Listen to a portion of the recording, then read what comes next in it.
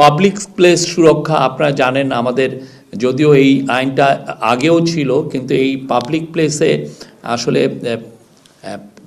মানে তামাক মানে সিগারেট প্রচুর লোক ধূমপান করেন, এবং এই ক্ষেত্রে যে আমাদের যে নিয়মগুলো অনেক ক্ষেত্রে ভায়োলেটেড হয়। এবার এই জিনিসগুলো সুরক্ষা করা হচ্ছে, এই বিষয়গুলো আরও স্পেসিফাই করা হয়েছে, এক্সপ্লেন করা হয়েছে, এবং পরিধিটাও বাড়ানো হয়েছে পাবলিক প্লেসের।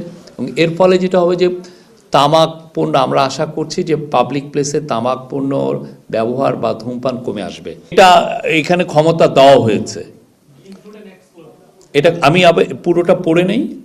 সংবেদনশীল স্থানে বিক্রয় নিষেধাজ্ঞা, শিক্ষা প্রতিষ্ঠান, হাসপাতাল, ক্লিনিক ও শিশু পার্কের 100 মিটারের মধ্যে তামাক বিক্রয় নিষিদ্ধ।